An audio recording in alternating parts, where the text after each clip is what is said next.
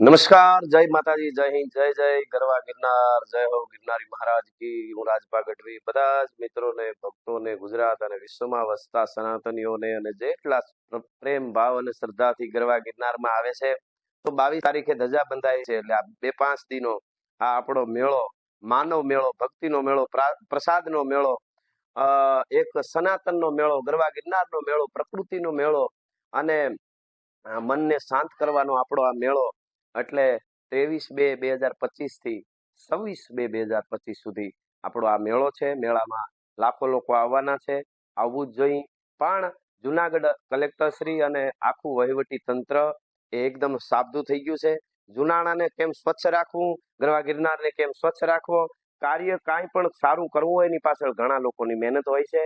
આ એટલે બધાને અભિનંદન આપું છું અને વહીવટી તંત્ર વતી, આખા પોલીસ પરિવાર વતી અને મારા વતી આખા ગુજરાત અને આખા ભારત અને વિશ્વમાં વસતા ગરવા ગિરનારના ભક્તોને, સનાતનીઓને આહવાન કરું છું, આપ પધારો. એની સાથે સાથે સ્વચ્છતા જાળવો.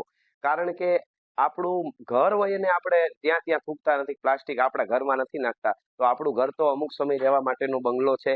બાકી આ આપણો આત્માની જેટલી શુદ્ધિ એટલી શુદ્ધિ ગરવા ગિરનારની, ભવનાથની આપણે રાખવાની આપણી ફરજ છે. તો બધાને કરબદ્ધ પ્રાર્થના કરું છું કે મારા વતી, વહીવટી તંત્ર જુનાગઢ વતી, જુનાગઢ પોલીસ પરિવાર વતી આપ બધાને પધારો એવું આમંત્રણ પણ આપું છું. અને સ્વચ્છતા જાળવો, શાંતિથી. આપણે ભક્તિનો એક મેળો છે, ભાવનો મેળો છે, હરિહરના જ્યાં હાથ પડે છે, આવો આવો મારો બાપલીઓ આવો, એવો ગર્વ કે ધર ધીંગી ગરવો ધણી, માળું ધીંગા મજ, નકળંગ કેહર નીપજે. જ્યાં ધીંગા ખોખડ ધજ. એક બાજુ ગરવા ગિરનારમાં ગિરનારી મહારાજ ઓમકારના ભવ્યહરના નાદમાં, અંબાના દત્ત ભગવાનના જ્યાં નાદ થતા, એક બાજુ હાવજડાની ડણકું જ્યાં હુંકારા થતા હશે, મયુરના ટવકારો, પંખીડાઓ, અને એ અલૌકિક વાતાવરણ ઊભું કરવું, એ ગરવા ગિરનારનો આપણો શિવરાત્રીનો, મહાશિવરાત્રીનો મેળો છે.